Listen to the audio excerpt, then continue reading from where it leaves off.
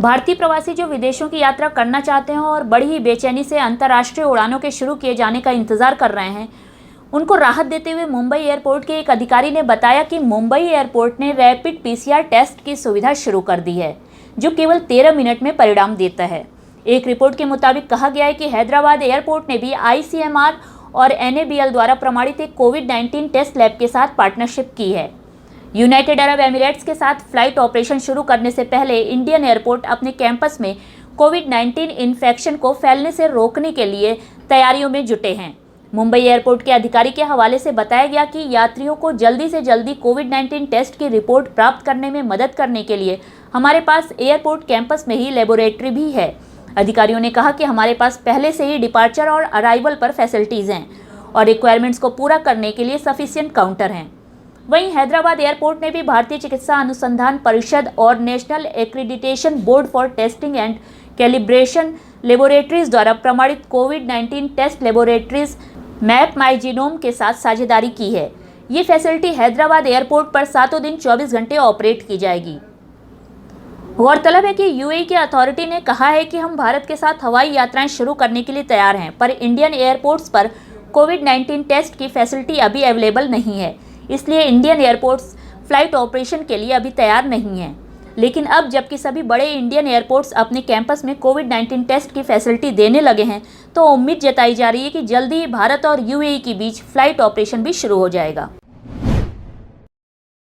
भारत की दूसरी सबसे बड़ी एयरलाइन स्पाइस जेट ने 8 जुलाई को राष्ट्रीय और अंतर्राष्ट्रीय 42 नए उड़ानों को शुरू करने की घोषणा की है। 10 जुलाई से नए फ्लाइट्स का ऑपरेशन शुरू हो जाएगा। गुरुग्राम स्थित एयरलाइन ने कहा कि वो सूरत जबलपुर और सूरत पुणे मार्गों पर उड़ानें शुरू करेगी, जबकि कोलकाता पटना, पटना सूरत, सूरत पटना, पटना कोलकाता, अहमदाबाद उदयपुर, उदयपुर अहमदाबाद, ग्वालियर मुंबई और ग्वालियर पुणे मार्गों पर नॉन स्टॉप वापसी उड़ानें भी शुरू कर रही है।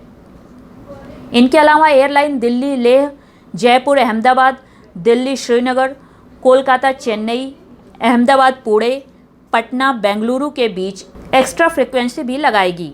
स्पाइस जेट एयर बबल समझौतों के तहत कोच्चि और माले और मुंबई और माले के बीच अंतर्राष्ट्रीय उड़ानें शुरू करेगी।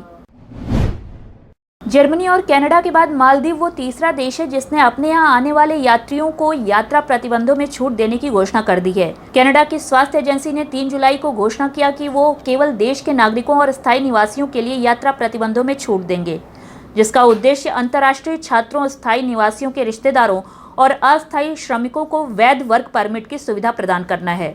भारतीयों सहित सभी यात्रियों को कनाडा में एंट्री से 72 घंटे पहले का RT-PCR का नेगेटिव टेस्ट रिपोर्ट देना कंपलसरी होगा। आने वाले सभी यात्रियों का वैक्सीनेटेड होना जरूरी होगा।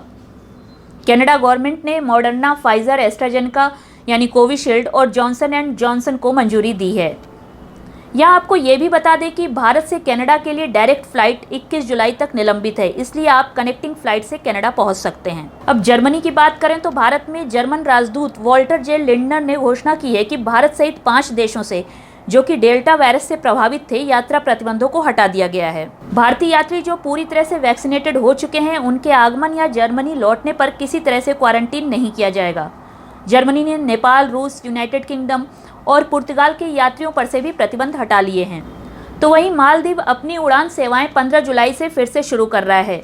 गो फर्स्ट, जो पहले गो एयर के नाम से जाना जाता था, नई दिल्ली, मुंबई और बेंगलुरु से द्वीप देश की राजधानी माले के लिए उड़ानें ऑपरेट करेगा। मालदीव जाने वाले यात्रियों को RT-PCR नेगेटिव टेस्ट रिपोर्ट देना होगा और अपने देश से प्रस्थान से पहले मालदीव के आव्रजन पोर्टल पर एक स्वास्थ्य घोषणा पत्र भी जमा करना होगा। मालदीव आगमन पर क्वारंटीन की आवश्यकता नहीं होगी।